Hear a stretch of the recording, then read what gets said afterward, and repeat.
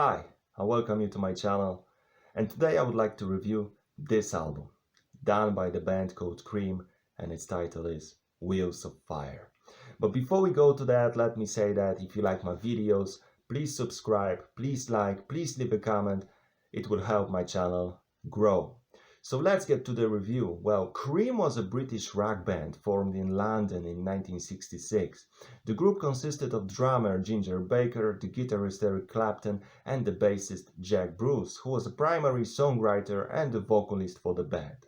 But the tension between Bruce and Baker was actually the main reason the band broke up in 1968. And this record was the third they did together.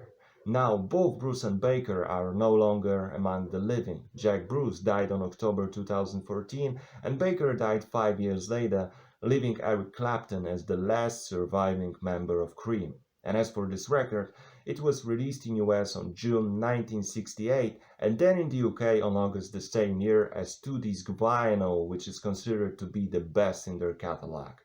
Well, the recording process took more than they actually needed to record the two previous albums, which can be heard because this album sounds good in terms of production. Mine is a double disc album. The first one includes studio recordings and the other one is a live CD.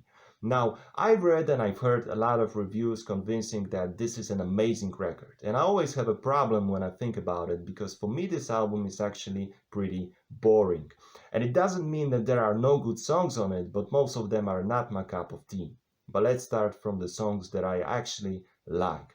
Well, White Room, the opening track, is probably the best from the album. It was composed by Jack Bruce and it contains the lyrics written by poet Pete Brown.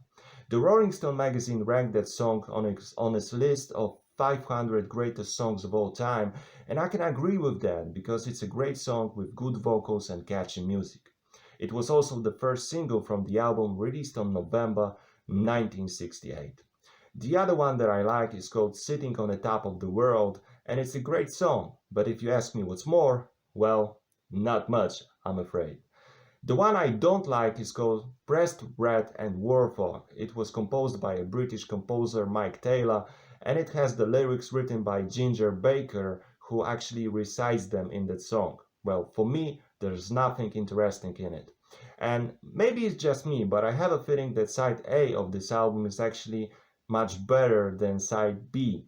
And when I first heard the first 3 songs from that album, I was actually impressed. But after that, it was getting worse and worse, and I felt bored. Well, as for the live CD, it sounds good. It was recorded at Fillmore in San Francisco, but there are only 4 tracks on it, including Crossroads, originally written and recorded by Robert Johnson in 1936. But the sound is clear, crisp, and the members of the band seem to have a good time playing together on stage. So, how will I rate this album? Well, I would give it 6 out of 10. Sorry, Cream fans. Well, it didn't impress me, and it is not something I would like to go back and listen to again. Which is sad because actually Wheels of Fire is considered to be their best album. So that's it for now. See you next time. Bye.